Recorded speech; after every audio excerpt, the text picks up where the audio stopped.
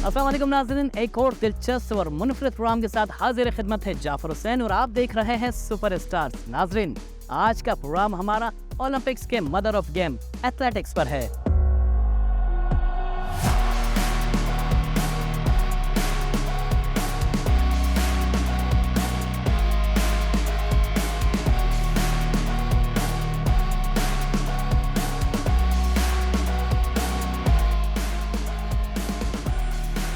जी हाँ, बिल्कुल, ये लॉन्ग जंप लगाना कोई आसान काम नहीं।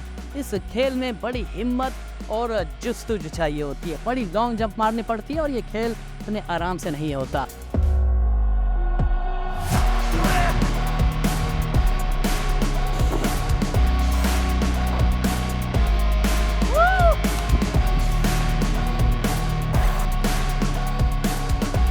जी हाँ, जिस तरह आपको मालूम है कि एथलेटिक्स पे हमारे प्रोग्राम का सिलसिला जारी है और इस वक्त मैं आपकी मुलाकात करवा रहा हूँ रिकॉर्ड होल्डर, पाकिस्तान के वाहिद रिकॉर्ड होल्डर हैं जिन्होंने 400 मीटर में रिकॉर्ड ब्रेक किया है। अब्दुल मुहीद हमारे साथ मौजूद हैं। वहीद, ये बताओ कि सबसे पहले कि जिस तरह जब आपने रिकॉर्ड ब्रेक किया था, क्या एहसास थे, क्या था, आपको उम्मीद थी कि आप इतने बड़े खिलाड़ी बन जाओगे रिकॉर्ड ब्रेक करके? देखें, उम्मीद तो हमेशा हम अच्छी लगाते हैं अपने ऊपर और अपने कोचेस के ऊपर। मुझे इस फील्ड में 7 साल हो गए, तो 7 साल से मैं लगा हुआ हूँ। तो जब ईरान जा रहा था, ईरान जाने से पहले मेरी जो ट्रेनिंग थी, मेरे कोचेस मुझे जो समझा रहे थे, क्योंकि 400 मीटर जो है वो ऐसा इवेंट है, दुनिया में लोग कहते हैं कि ये किलिंग इवेंट है, ये डेथ रेस है। तो उस इवेंट की मैंने पूरी ट्रेनिंग की थी अपनी। जो पाकिस्तान का रिकॉर्ड था, मेरा वो टारगेट भी था कि मैं वो रिकॉर्ड ब्रेक कर लूँगा। लेकिन मेरे जो होप थे, मेरा जो फोकस था, वो और भी अच्छा टाइम करने पे था। तो जब मैं ईरान वहाँ पे गया, वहाँ पे कंपटीशन भी बहुत ज़्यादा थी और बाकी वहाँ के कंट्रीज़ के लोग बहुत ज़्यादा अच्छे थे।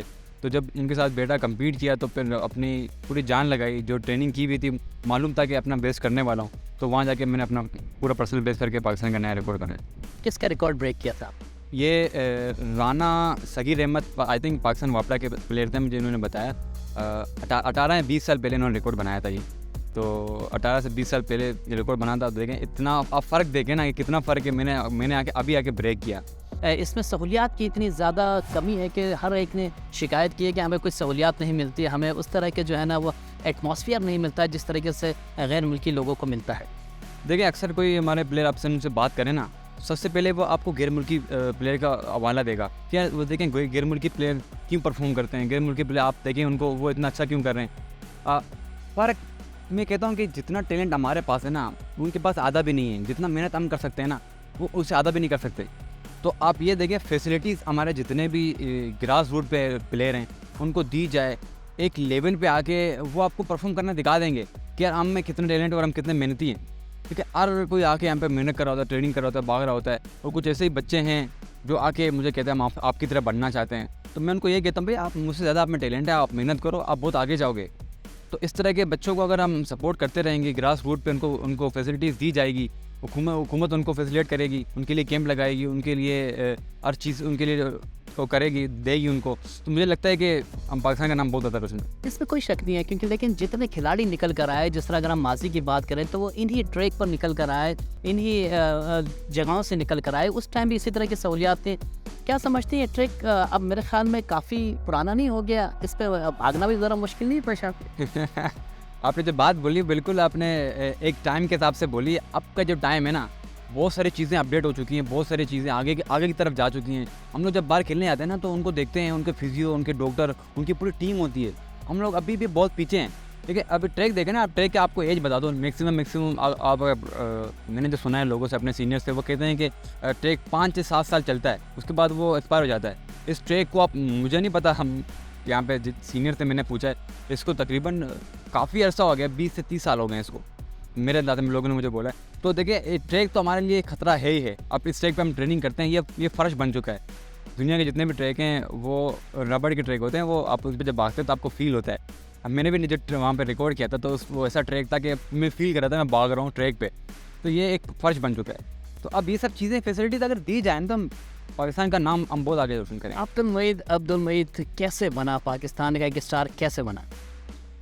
मैं एक स्कूल के इवेंट, यहाँ पे इसी तरह मैं एक नॉर्मल लड़का था, फुटबॉल का शौकीन था। स्कूल के इवेंट में यहाँ पे भागने आया, तो मेरे जो कोचेज़ हैं रोमा अल्ताफ़, अहमद वली, उन्होंने मुझे देखा, उनको नज़र आया कि मैं बहुत आगे जा सकता हूँ। जो ये एक होता है नज़रियात कोचेज़ के, उन्होंने मुझे बहुत गाइड किया, बहुत मोटिवेट किया। मेरे पास इनके लिए अल्फाज नहीं है, तो उन्होंने मुझे इस मुकाम तक लाया।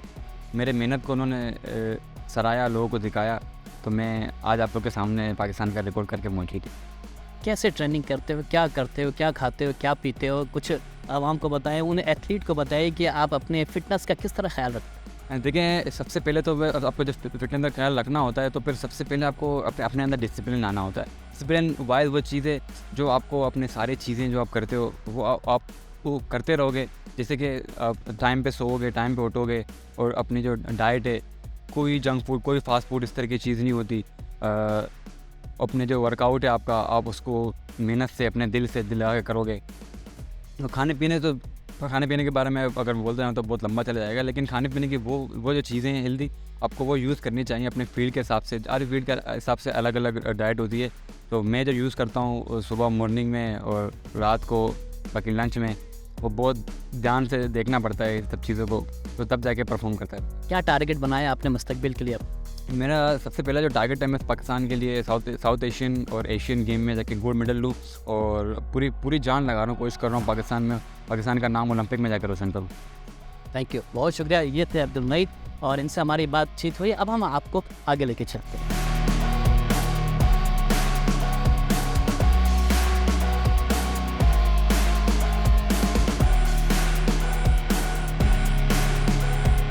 हमारे साथ सफीनाज मौजूद हैं, जो कि पाकिस्तान की फास्टेस्ट प्लेयर है। किस कैटेगरी में है ये तो हमें सफीनाज बताएंगे। सफीनाज, पहले तो ये बताओ कि ये गेम आपने कब से शुरू किया और क्या क्या अचीवमेंट्स हैं आप? पहले मैंने ये गेम 2019 में शुरू किया था, जब मैं इंटर स्कूल टीम के लिए सेलेक्ट हुई थी। उसके बाद मैंने जूनियर नेशनल खेली थी 2019 में, जिसमें मैं सिल्वर मेडलिस्ट रही हूँ। उसके अलावा प्रोविंशियल गेम्स में भी मेरे गोल्ड और सिल्वर मेडल है, और रिसेंटली टैलेंट हंट के अंदर मैं Pakistan under 20 fastest female. Safinaz, ये बताओ कि आपने ये 2-3 सालों में बड़ी अचीवमेंट आपने हासिल की, किससे देखकर शौक पैदा हुआ था?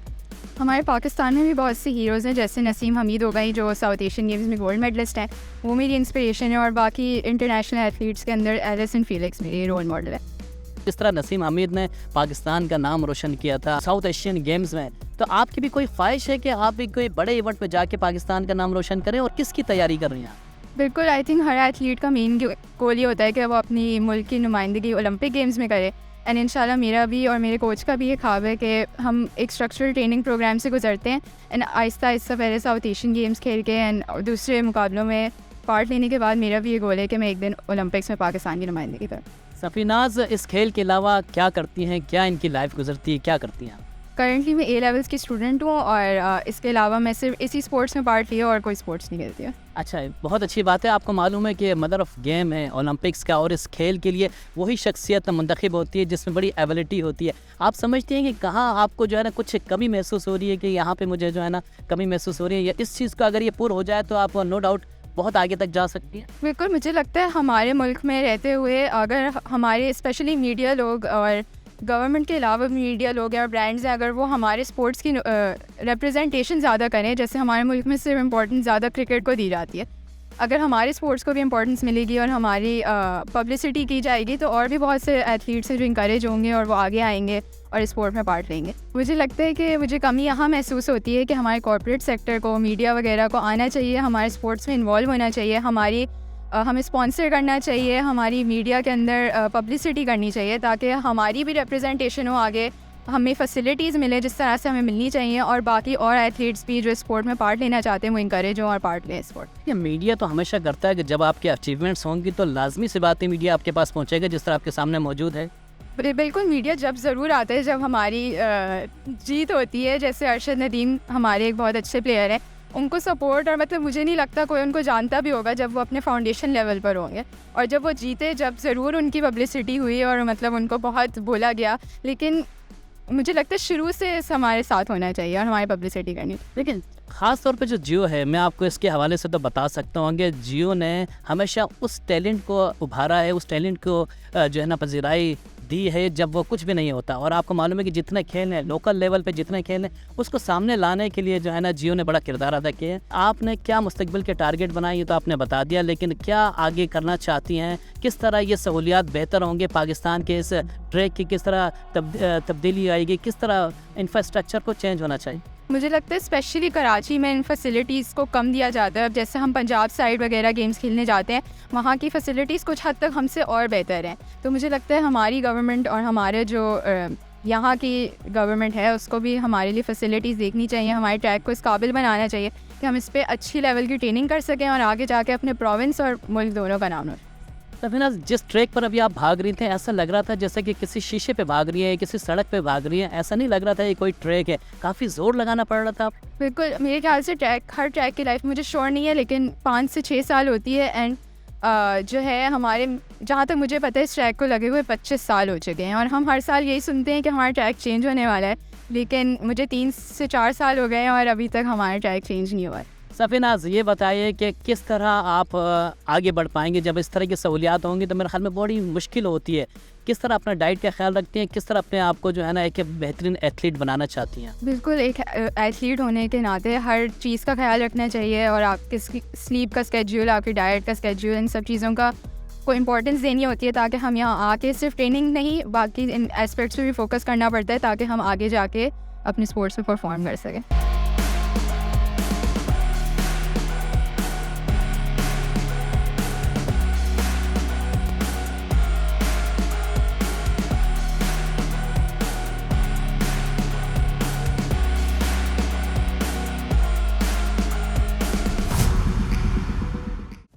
जी हाँ, जिस तरह आपको मालूम है कि प्रोग्राम का सिलसिला जारी है, रोमा अल्ताफ़ जो कि 12 साल से यहाँ पे अपनी एकेडमी चला रही हैं। रोमा, पहले तो ये बताइए कि ख़याल कैसे आया था कि आपको एकेडमी चलानी है और ख़ास तौर पे इस गेम की?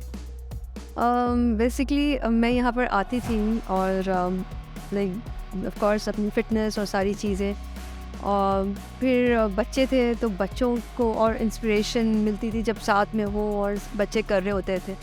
तो यहाँ पर माहौल ऐसे था कि लड़कियों के लिए कोई किसी किस्म का कोई फैसिलिटी नहीं, और एक होता है ना मोटिवेशन या इंस्पिरेशन, लड़कियाँ एक लड़की करती थी बस यहाँ पर उस टाइम पर 2000 में आपको 11 की बात बता रही हूँ, और उसको भी अजीब किस्म का उसको एक क्रिटिसिज्म या इस तरह के कमेंट्स ही सुनने को मिलते थे। तो वो एक बहुत ही इस किस्म का एनवायरनमेंट था। सो फिर मैंने ये सोचा, और मेरे साथ कुछ कोचेस थे, उन्होंने ये सोचा कि एक एकेडमी फॉर्म करते ऐसी जो स्पेशली फॉर द गर्ल्स, ऐसा प्लेटफॉर्म हो जहाँ पे पेरेंट्स बच्चों को लाके बिल्कुल फ्री माइंड के साथ छोड़ें और एक सिक्योर फील करें। अल्हम्दुलिल्लाह जब मैं आई हूँ, मैंने ये एकेडमी फॉर्म की, उसके बाद यहाँ डिफरेंट वेरियस कोर्सेज़ हुए, तो फिर मैंने कोर्सेज़ अटेंड किए, फिर मैंने बच्चों को अपने ट्रेन करना शुरू किया। उनमें से बहुत सारे ऐसे मेरे सीनियर स्टूडेंट्स, लड़के और लड़कियाँ, जिनको मैंने मास्टर्स भी कराया, कोर्सेज़ करा के इनको इस फील्ड में जैसे उन्होंने अपने करियर को भी परस्यू किया है। कितने शागिर्द हैं आपके जो अब एक अच्छे मकाम तक पहुँच चुके हैं? अल्हम्दुलिल्लाह बहुत सारे हैं। जो अब्दुल मोईद बलोच सब जानते हैं, 400 मीटर का रिकॉर्ड होल्डर है पाकिस्तान का, इंटरनेशनल हमारा सेल्फ मेडलिस्ट भी है। और उसके अलावा 2 से 3 लड़कियां जो अच्छा इंटरनेशनल लेवल पे गई हैं, उनमें से एक तो ऑस्ट्रेलिया चली गई और एक मलेशिया, क्योंकि ये वो बच्चे थे जो अपनी पढ़ाई के साथ कर रहे थे, उसके बाद उन्होंने अपने पढ़ाई को परस्यू किया। उससे हटकर माशाल्लाह मैं जो आपसे कह रही हूँ, मेरे बहुत सारे ऐसे ट्रेनीज़ हैं बच्चे जिनको मैंने मास्टर्स करवाया, कराची यूनिवर्सिटी के स्टूडेंट्स रहे, उन्होंने मास्टर्स किया, यहाँ से डिफरेंट मैंने कोर्सेज करवाए उनको, फिटनेस के, स्ट्रेंथ एंड कंडीशनिंग के, और आज वो पर्सनल ट्रेनर्स और अच्छे स्कूल्स में और अच्छी अकेडमीज़ में एज ए कोच और काम कर रहे हैं। मुझे तो ऐसा लग रहा है जैसे कोई फलाई इदारा आपने खोला हुआ है और सबके लिए जो है ना मुख्तलिफ जॉब्स भी दे रही हैं, ट्रेनिंग भी करवा रही हैं, उनका सबका खर्चा भी खुद बर्दाश्त करती हैं। क्या वाकई ऐसा है? मैं बिल्कुल ऐसे ही है, लेकिन लोग नहीं समझते इस चीज़ को। लोगों का ये ख्याल है शायद कि मैं यहाँ पर मनी मिंट कर रही हूँ और पैसे कमा रही हूँ, लेकिन इससे हट के बिल्कुल एनजीओ टाइप का एक वो है। हाँ, मैंने इसको कोई एनजीओ बनाई नहीं है, क्योंकि मेरा ये है कि मैंने बहुत क्लियरली सबको ये कहा है कि जो भी मेरे साथ इस टीम को ज्वाइन करना चाहता है आए और इसमें वो एक अच्छा एक अच्छा एक काम समझकर मेरे साथ इस चीज़ को करें कि हम बच्चों को अपलिफ्ट करें, उनके करियर्स हम बनाएं, उनको अपलिफ्ट करें। अब माहौल में ख़राब माहौल मिलता है तो यही लड़के लड़कियां गलत ट्रैक्स पे निकल जाते हैं, एडिक्शंस में पड़ जाते हैं, माहौल ख़राब होता है, अपने आप को बर्बाद कर रहे होते हैं। तो यहाँ कम से कम एक ऐसी जगह होनी चाहिए जहाँ पर हम यूथ के लिए काम करें।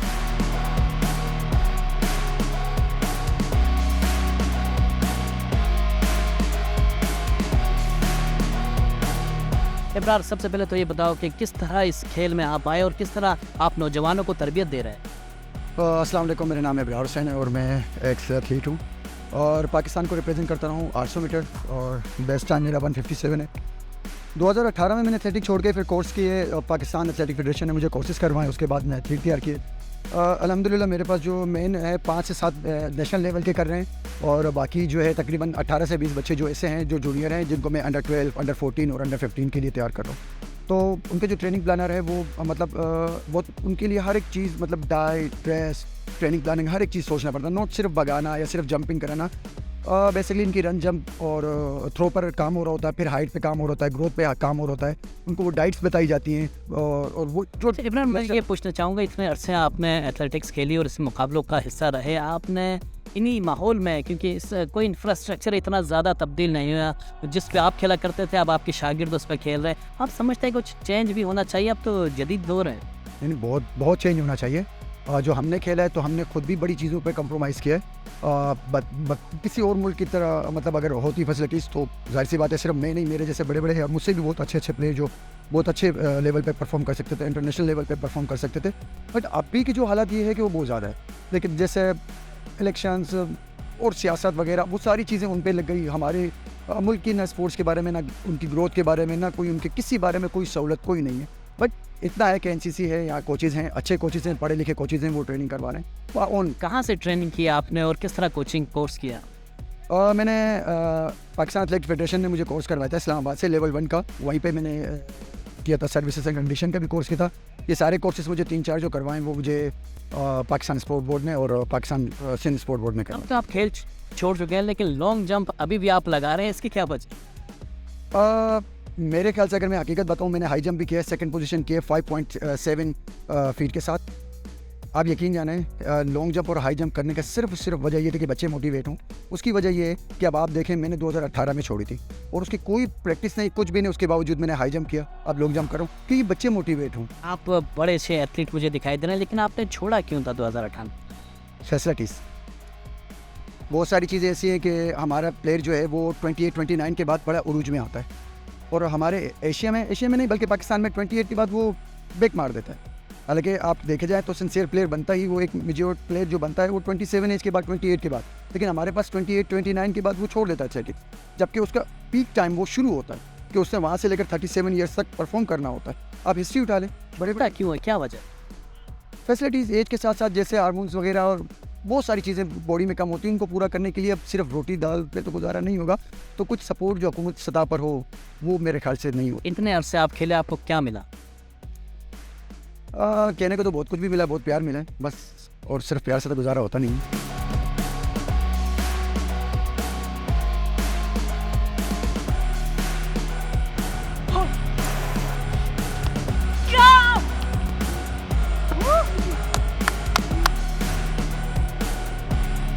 आपकी मुलाकात करवाने जा रहा हूँ, ये बहुत ही बेहतरीन एथलीट हैं और गुज़श्ता 25 साल से इस खेल से वाबस्ता हैं। दोबारा खेल में क्यों आई, क्या वजह थी, ये भी हम बात करेंगे, लेकिन पहले ये बताइए नौरीन कि आपने खेल छोड़ दिया था लेकिन दोबारा आप आई, वजह क्या है इसकी? वजह ये थी सर कि मैं ना जब मैं खेलती थी ना तो उस वक्त कंपटीशन बहुत ज़्यादा था, मतलब इस वक्त की निस्बत उस वक्त प्लेयर्स बहुत ज़्यादा थे और कंपटीशन इतना टफ होता था कि हम लोग थोड़ा पीछे रहते थे। आर्मी वापडा आगे मेरी सिस्टर्स थी, हमारे साथ कंपटीशन होता था, तो कभी मैं 4th हो जाती थी, कभी 3rd हो जाती थी, तो वो ख्वाहिशात दिल में ही रह गई थी मेरी। तो बहुत जल्दी मैंने छोड़ भी दी थी क्योंकि बहुत ज़्यादा यहाँ पे चीज़ें ऐसी हो रही थी कि मैंने दिल बर्दाश्त होकर मैंने छोड़ दी थी। उसके बाद फिर मैंने बिल्कुल भी ना खैर बात कह चुकी थी, लेकिन फिर मैंने तकरीबन 2002 में मैंने छोड़ी थी एथलेटिक। उसके बाद 17 साल बाद मैंने बैक किया। अगर आप जानते हो, लोग जानते हो, दुनिया का ये सबसे मुश्किल तरीन इवेंट जो है ना वो डिस्कस थ्रो है, तो इसमें लोग कम आते हैं, लड़कियाँ हैं चाहे लड़के हैं वो बड़े कम आते हैं। तो बस ये है कि मैं हूँ, मतलब क्या है, मैं समझती हूँ कि मैं इस काबिल हूँ कि अल्लाह का शुक्र है कि मैं उन चंद लड़कियों में से अभी तक हूँ कि जो मैं डिस्कस कर रही हूँ। वैसे आपने सही बोला कि इसमें डिस्कस में लड़कियाँ नहीं आती, क्योंकि बहुत बहुत बहुत बहुत मुश्किल तरीन फील्ड है डिस्कस। अगर आप देखा जाए, अगर आप मैरिड हैं, आपके बच्चे हैं और आप इस फील्ड से अगर आपका कंसल्ट है, आप हैं इस फील्ड के अंदर, तो आप कभी इसको ना छोड़ें। आप फिटनेस करें, आप फिटनेस करने हैं, अपने बच्चों को भी लेकर आए। ये तो बहुत अच्छी बात है कि हम देखें, मैं फ़ख्र करती हूँ अपने ऊपर कि मैं मैरिड, मेरे 3 बच्चे और मैं अब तक खेल रही हूँ, और मैं इंशाल्लाह जब तक मेरे में है मैं खेलूँगी। और अपने बच्चों को भी मेरे बच्चे दोनों हॉकी प्लेयर हैं माशाल्लाह से, हबीबियंस है। मेरी बेटी जिमनास्टर है, जिमनास्टिक करती है, चीयर लीडिंग करती है। वो क्यों? मेरी वजह से कि मैं मम्मा है तो वो है। तो मैं सब मदर्स को यही बोलती हूँ कि प्लीज़ इधर बच्चों का थोड़ा सा जो आपका रुझान बच्चों का ना, वो इधर करें कि बच्चे इस चीज़ को देखें कि जी ये नहीं कि स्क्वाश है, टेबल टेनिस है, बैडमिंटन है, हॉकी, ये क्या है, ट्रैक, ये जो एथलेटिक्स है ना, ये भी बहुत ज़बरदस्त चीज़ है। तो बच्चे, उनको चाहिए कि अपने बच्चों को आप इस ट्रैक पे लेकर आएँ, उनको बताएं कि जी क्या होता है। तो उनको चाहिए कि अपने बच्चों को ये सबसे पहले सिखाएं।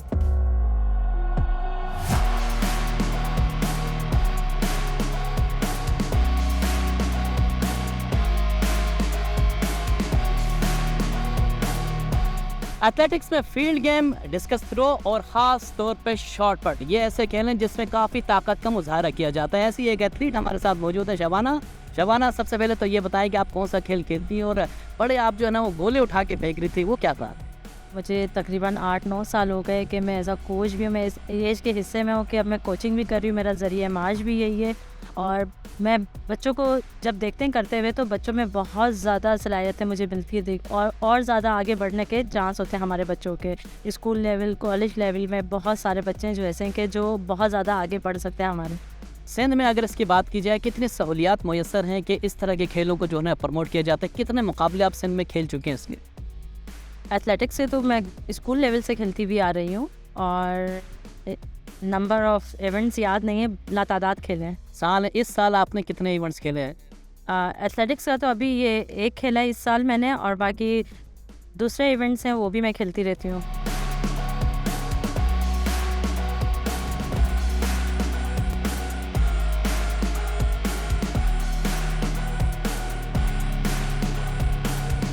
एथलेटिक्स के टेक्निकल ऑफिशियल हमारे साथ मौजूद हैं, इनसे बात करेंगे कि पाकिस्तान में किस तरह का मेयार देख रहे हैं एथलेटिक्स के खिलाड़ियों का। बिल्कुल, सबसे पहले शुक्रिया आपका जाफ़र भाई। और अब जो है पहले जैसे एथलीट हुआ करते 60s के अंदर, जैसे हमारे अब्दुल खालिक खान थे, और उसके बाद जो है काफ़ी एथलीट ऐसे आए जो जिन्होंने पाकिस्तान, शबाना अख्तर थी। तो अब उस किस्म के एथलीट नज़र नहीं आ रहे। शायद उसकी सबसे बड़ी वजह जो है वो फैसिलिटीज़ का फुकदान है। आप ये देखेंगे यहाँ का जो कोचिंग सेंटर है ये कराची का, ये भी अपनी मियाद पूरी कर चुका है। तो मेरी गवर्नमेंट से भी गुजारिश है कि इसको आप ये रिप्लेस करें ताकि जो है अच्छे बच्चे नज़र आएँ। देखिए, पहले ग्रास के ऊपर एथलेटिक्स हुआ करती थी, अब जो हो रही है वो टॉटन पर हो रही है। तो ग्रास और टॉटन में फ़र्क इतना आ जाता है कि जब हम ग्रास के ऊपर दौड़ते हैं तो हमारी जो मसल में इलास्टिसिटी है वो इतनी लेवल की नहीं होती जितनी इसके टॉटन के ऊपर होती है, क्योंकि रबड़ है। तो उसकी वजह से क्या होता है कि ज़्यादा मसल जो हमारे खींचते हैं।